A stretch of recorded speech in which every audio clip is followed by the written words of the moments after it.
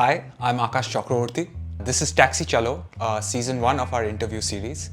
On this show, we will be interviewing musicians, artists, change makers across Kolkata, and people who've been kind of involved in the Chai Town ecosystem and have grown alongside us through pandemic and into this new age that Kolkata seems to be moving towards. And I cannot wait to show you all the guests we have lined up for this first season. So without further ado, let's jump right into it. Welcome back to another episode of Taxi Chalo. Today I have with me Upasya. Hello. She's a long-time community member and she's been hosting events here kind of on and off at Chai Town for about 3-4 years, if I'm not mistaken, ever since we got our first space. And yeah, I have her with me today. And without further ado, let's jump right into it. Upasya, why don't you give us an intro about yourself? Okay. I do not like doing intros, but hi everybody, my name is Upasya and I'm an editor by profession, but I love performing poetry, and that is how I met Chai Town in the first place. So I started performing here and now I am here for pretty much a lot of the things they do. So I host, I'm always at open mics and on and off. And apart from that, I like writing. I like reading books a lot. And I also really enjoy music, which is why I also really like being here, because a lot of this space is about music and friends and yeah. I'll say this about Upasya, even though she can be quite introverted, down to earth, low energy, her ability to work a crowd is pretty insane, which is why she is our go-to host for a lot of these things that we do here at I Chai think Town. that's also something I have developed over the years here, because initially when I was hosting, I was very jittery and I remember thinking, I do not want to do this, just don't make me host. Right. And so a lot of it has also happened because I spent a lot of time here, and over the years I've also gotten to know a lot of people. So I just know that, okay, this is the kind of approach I need to have. So, yeah. Yeah, is kind of proof that community can change your creative life for the better. Definitely. Collaboration is the soul of creativity. That's what we believe here at Chai Town. I wanted to start my questions off kind of by asking what you identify most with, because we had a conversation prior to this. So what do you identify more as, a poet or a storyteller? Oh, definitely storyteller. Because I think if you'd asked me this question maybe 2-3 years back, I would have said a poet, because that was the form that I was working with more. But I think somewhere down the line, my process has also kind of changed, and what I'm writing has also changed. So sure, maybe it sounds like a poem, but I know at its core, it's a story I'm telling. And I also feel like calling myself a storyteller really just opens up, broadens the horizon, because anything can be a story if you know how to say it. So yeah, so I think definitely I resonate more with the term storyteller, and in fact that's also how I like introducing myself, instead of saying poet or writer. I think storyteller, if you're a storyteller, you can tell poems, you can tell stories, you can tell pretty much whatever you like. So definitely storyteller. So I think it's a testament to how a lot of this media finds us also now. It comes from the same places, so it's a bit of a mishmash. So you like this element, you like that element. So nice, a fellow storyteller. That's kind of what I'm doing here right now. Okay, share your perspective on community events. Why do you think they're doing so well right now? I think in India specifically. I think I would actually like to narrow it down more and say in Kolkata, because I have been here for the change, to see the change and how it's happened. So when I was in college, which is when I kind of started getting into performance a little bit, community events were not very popular. That this was 2016 to 2019. So sure, community events were happening, but the thought of, okay, something always happening every week, which is kind of the scene now, was definitely not the case. And then I think because the pandemic happened and we got locked into our homes for such a long time, we really realized the importance of a community. So when doors opened up again, there was this thought of, oh, how can I gather more people and how can we all sit down and experience something together, which is something that we were also kind of doing in the lockdown with virtual poetry sessions and discussion sessions. And I think it was just a natural progression that, okay, after everything opens up, we will meet properly in a physical space. Because I think the kind of interactions that you have, the kind of atmosphere it creates when you have multiple people in a room is so important, because you can actually like bounce off each other's conversations, but also off each other's vibes and feelings, and it's just something that resonates. Even with something like a story circle that happens here with open mics, you just have to, like, there's a mood, right? And the mood keeps switching with whoever is okay in the spotlight, whoever's singing, whoever's telling stories. So you can just bounce off each other's emotions and energies like that. And I think it just brings people together and opens up lines of conversation that may not have otherwise opened up in even a two-person interaction or something like that. We were having different versions of this even long back. I mean, there were things called Kobil Lorai, I know, in Bengal, where there were these groups of poets sitting together and just, you know, one group says something and then the other group responds in poetry. And everybody has a chance to basically bounce off ideas like that. Right. And even as children, if you think about something as simple as a game of Antakshari, where you were playing as a team, things would be so different if you were playing as a team versus if you were playing just with one other person, right? So Right. I think anything to do with art specifically does well in a community setup. Also because you can gauge from audience reaction. Like, so much of when I am performing at an open mic, a lot of how I perform is also how the audience is responding to me. So if the audience is distracted, then I'm more focused on, okay, how can I get the audience to listen to me? But if the audience is already listening to me, then I can focus on, oh, how can I do something interesting and how can I do something better? So it just pushes artists also to a whole, to explore different ways of presenting their art, which I think is very important. If you do art just by yourself, then you just do it in a one-track way. But having an audience really shows you what are the different ways in which you can do it. Right. Right. I see that perspective for sure. I don't even know if I've been recording till now because I don't have anyone else to check for me. Give me a second.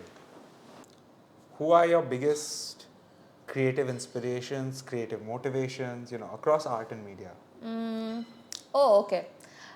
So I started out with this poem called When Love Arrives by Sarah K. and Phil K. And that was really the first introduction I had to slam poetry. So I would definitely say Sarah K. was a big inspiration when I started out, because when it came to body language, when it came to throwing your voice out, she is someone I just mindlessly replicated for a bit. And I would watch her. Even now, before I have a show, I always, even if I'm going to perform somewhere, I always watch a few set videos. So one of those videos is always When Love Arrives by Sarah K. and Phil K. And then definitely for me, Sarah K. has been a big influence. So a lot of her. And then a little later down the line, I found this other performance artist called Andrea Gibson, who unfortunately passed away a few months back. What I really loved about Andrea Gibson was the tenderness that she had for the world around her, because I have never come across someone who can write about the world with such kindness and such gentleness and such understanding. And I mean, she was suffering from cancer the entire time, but just I subscribed to her newsletter. For a time I was just exclusively consuming what she wrote and how she performed, and I think that is something that I have not been able to replicate in what I do for sure, but at some point I really want to be able to, because I feel like having that perspective on the world, the perspective that, okay, the world is a nice place no matter how bad it gets, and it reflecting in your writing gives that writing a different kind of heart, gives you a different kind of heart when you're performing it. Absolutely. So I feel like Sarah K. and Andrea Gibson are definitely up there. Of course, there's Phil K., because you watch Sarah K. and you of course have to watch Phil K. One of my favorite poems by him is this one called Repetition, which I really enjoy watching. But even in the Indian context, I have to name Shantanu Anand, who I incidentally happened to meet earlier this year at Spoken Fest in Mumbai, where he performed and I got to watch him live. So Shantanu Anand was one of those first Indian... Community. Yes, community. Yeah, he's come to my college a lot. Yeah. Yeah. So Shantanu Anand is definitely, when I think of the Indian scene, I think of him for sure because he was also one of those people I used to, his videos I used to watch a lot when I was just starting out. So if Sarah Kay and Andrea Gibson was a lot about how I was performing, Shantanu Anand was just about how you could tell stories and hold a crowd because he was telling stories. Whereas Sarah Kay and Andrea were more about poems. For him, it was stories. So it was a lesson in, okay, you have to, how can you, improvise on your body language and work with it so that you can hold an audience when you tell them a story. Right. So that was a big, big moment for me. Another person I have to mention is Nayab Mitha, who, again, I met earlier this year at Spoken Fest. She is an incredible slam poet, shair, anything. I mean, I'm just going to say storyteller because I think it encompasses everything. But I think she's an incredible storyteller, and also she recently announced the first ever stadium tour for spoken word, which I think is an iconic moment in spoken word in general. And the interesting thing is, when I was in college and I was also thinking about, okay, getting into spoken word and pursuing it, this was one of the things that had occurred to me. So I thought, rock stars and artists and like bands can book out stadium tours and they'll book a whole stadium and people will just turn up and fill it in. So why can't we take spoken word to those kinds of stages? Why must we always be in like halls? Why can't we imagine something like a stadium tour where everyone will have like wristbands and it'll be a whole experience? So when I heard that Nayab Mint had announced that, a part of me felt really, really happy. So definitely her. Yeah, I think Spoken Fest was a big, big inspiration because after many years of just waiting to, be selected or waiting for life to happen so that I can be at Spoken Fest, this year I said, I'm tired of waiting. I'm just going to book the ticket and go. And that's what I did. And it was one of those really pivotal moments for me where I realized, oh, this is what I can do and this is where I have to be. So now that is where I'm heading. So Is Spoken Fest organized by community? yes. It's crazy to see It because is beautiful. he used to come, Shantanu used to host these workshops, slam poetry workshops for performance and writing. Yeah. At colleges throughout Pune, throughout Mumbai, and even then he was like very reputed in the scene. That about does it for our indoor section of the shoot. As always, we will be going to an external location, and this one is quite close to home for the both of us. Yes. Actually, So no so- long walks in the sun. yes. So I'll see you there. Yes. ঠিক আছে. Ready? I just hope I'm in frame. We're at our second location, and this is one that is close to both of us actually. Yeah. We are at Auntie Beth's place. I'm here for so long now. I just realized that the first time I came here, there used to be a piano over here. And now we're sitting here and now there's a couch here. So I've really seen this room go through various kinds of changes. But I absolutely love being here. In fact, I work on a lot of poems here from time to time. I've just sat down here and spoken to Auntie for hours in this very room about various things. This is a really special place for me. Bonus points because it's also very close to Chai Town and very close to my office, which is where I'm going after this. So if any of my office folks are watching, I'm coming to office soon. Give us a history of how you got acquainted with Chai Town. Oh, okay. So before I get into how I got acquainted with Chai Town, I think I have to start with the pandemic. So when 2020, when the pandemic started, I was actually in Hyderabad and I was doing my master's there. And it had just been 8-9 months since I'd gone there. And I thought, oh,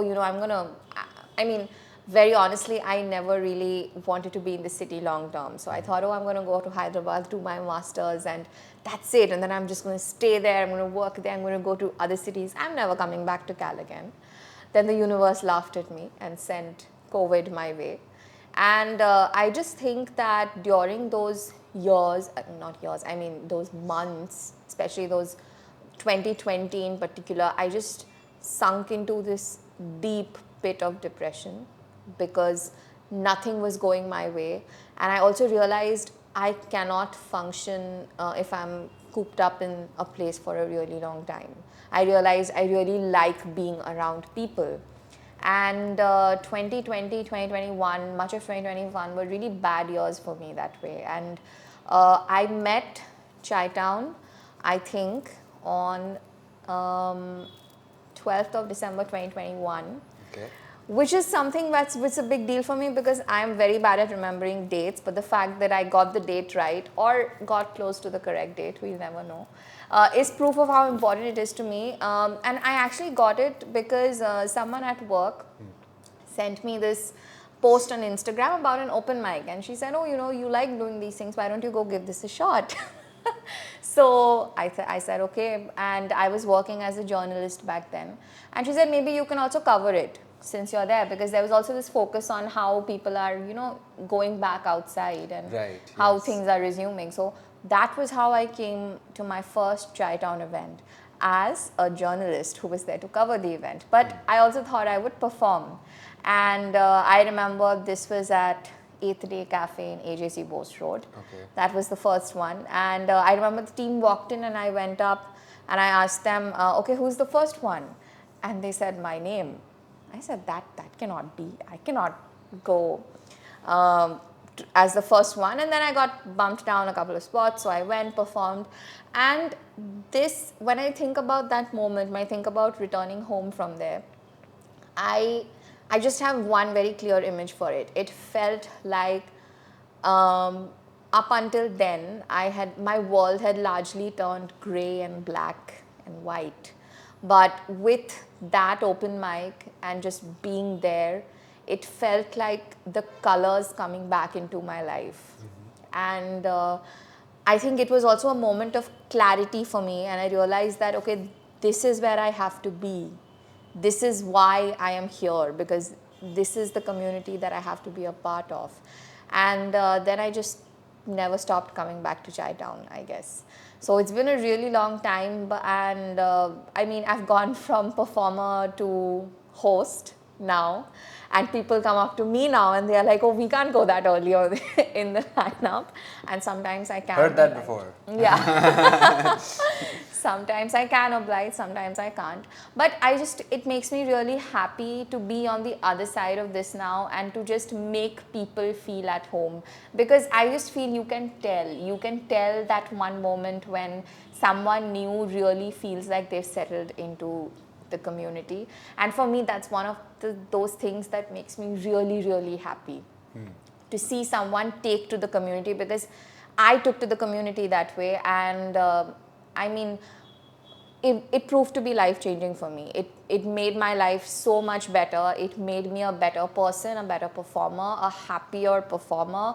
It also helped me develop my social skills, because I used to be really quiet. I mean, if you would put me in a room full of people, I wouldn't necessarily be the shyest one there, but I would have trouble going up and talking to people and just making myself comfortable. But I think just being here with all these people, it's really helped me that way. And it makes me so happy. And I think when I think about home in the city, Chai Town is the first place that comes to my mind because of the importance. It's a piece of my heart. I cannot begin to explain the importance. I think wherever I go, whatever I do, I think it is one of my biggest resolves that I will take Chai Town with me. Yeah, tell us about what you would like to see change in the city. How do you want to see Kolkata grow?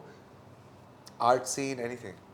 I think currently in the city, something that I feel a lack of is that one defining arts festival that brings together artists in the city. And I realize this is largely coming from a place where earlier this year I've been to Spoken, so I've seen something like that. But my point is that, that's that one driving factor that all the artists in the city are there at Spoken. And I'm not sure Kolkata has anything like that. I could be wrong here. I may not be as well informed. But then if I don't know about it, it also means that it's not reaching enough people if there is something like this happening. So I think we really need that, where there'll be that one defining event, which can be a collaborative thing where multiple artists come together to just do what they do. And people just know. Like, you meet new people, people turn up, and people just spend the day as they like out there, wherever it is, ideally in winter in an open air event. And there are different kinds of sessions, different kinds of stages. You can decide what you want to do, where you want to go, how you want to spend your time. I think we really need that one flagship event because Kolkata has the talent for it. We are brimming with talent. We are also brimming with people capable of having such an event. But for whatever reason, I suppose the vision hasn't really gotten to a point where, okay, this is something we can do. So I feel like that is something I would really like to see in the next few years. Share with me some places that you think are a must visit here in Kolkata. Okay. One of my most favorite places in Kolkata is Metcalfe Hall. Could you repeat that? It's this place called Metcalfe Hall. Metcalfe Hall. Yeah, the spelling is Metcalfe. Metcalfe. Metcalfe Hall, Okay. Metcalfe Hall. I don't know. But it is basically an exhibition about Kolkata. Okay, it's an old building and it's been renovated so beautifully. It has all these different elements and all these different aspects of Kolkata. And on most days, it's also really quiet. Like it's the place. I just accidentally went to it with a friend one random afternoon when we just happened to be in the area and we thought there's nothing else to do now. So, oh hey, this new thing is here and shall we go check it out? And it's beautiful. It really, in many ways, captures the different sides that Kolkata has and how it has transitioned over time. So I think if you're visiting Kolkata for the first time, that is one place you should definitely go to. So for me, it's definitely that. Of course, there's the usual Victoria Memorial, go to Prince Edward Ghat, go to St. Paul's Cathedral. I think out of all three though, my favorite would be St. Paul's Cathedral. I feel like whenever I walk into St. Paul's and I go there around the time of Christmas every year, there's just so much peace when you walk into the church and you just sure there are lots of people, but in general they don't let you yell and shout and take lots of pictures inside. So it's just a moment you take with yourself. And I think that was really, really nice. It's always been nice to go to St. Paul's. If you don't want to go to Prince Edward Ghat, you should definitely go check out ghats in the north. So Shobha Bazaar. While you are at Shobha Bazaar, you should check out Kumotuli, which is the Potter's Colony, which is where all the Durga Puja idols come from, and that's where it's made. So now it's really bustling with photographers and people turning up for shoots. But it's definitely an experience worth having. Of course, you should come to Chai Town. We are on Purnadash Road, by the way. Akash will give you the exact address because I don't remember it right now. You want to give them the address? P591A Purnadas Road. Correct. First floor. Go follow us on social media. But no, you should definitely check out a lot of these community events that are happening. So just like how we are having community events, there are other communities that are having other kinds of events. Absolutely. So I know that there are book clubs that have picnic sessions at the Victoria Memorial. There are crochet clubs. There are so many salsa workshops happening. So really there are lots of interesting things happening in the city. And I feel like most people when they come in, they just look at it, they just think, okay, I have to go to see Victoria Memorial and then I have to, go to see the Indian Museum and But in terms of experiences, I feel like a lot of the city is also what you experience in it. It's not just places that you see, right? So Kolkata has so much to offer in terms of experiences. Like, go to the Mishti Pada in North Kolkata. take a walk. If you have a sweet tooth, have as many mishtis as you want. Then, I mean, go have fuchka, for sure. And go shop in New Market. Go eat something at Nahom's. Then have all these workshops in the evening. I mean, I know there are so many workshops happening. Go attend an open mic. Just meet new people in the city. So I think that is, Kolkata is so much more than just Victoria Memorial and Howrah Bridge and all of that. So yes, all of that is important, but the city has grown beyond that. So look up what is happening. Sign up for heritage walks. There are so many of those happening. There are a lot of cool heritage Lot walks. of cool ones happening. So definitely go check out what is happening in the city as opposed to what you can just get a ticket and see. Thank Great. you, Upasya, for sitting down with me. Yeah, I've been wanting to bring in more Chai Town people into the fold Yeah. and kind of interview them, and I think that you will be making your mark on the storytelling world fairly soon, now that you've found your legging. Fingers crossed. Yeah, it was wonderful sitting down with you. Yes, it was wonderful doing this. I am usually a little jittery in front of cameras in the sense that, so I was like, I'm not sure I want to be on a video, but then I thought, okay, what the hell, we're giving new things a shot this year, so I'm gonna give this a shot. But this was fun. I really enjoyed talking about all the things we did. Yeah. And thank you for coming up with the kind of questions that really let me open up and say things in the direction I want to say them. Of course. So Again, another history lesson. Chai Town started in this living room. Before we ever had any space, this is where we would meet. And it's a bit of a full circle moment for me. And yeah, thank you for staying with us through the years. Yes. And thank you for watching. So, and please keep coming back. yes, I'll see you in the next video. Yes. Thanks for watching. Bye-bye. Thank you.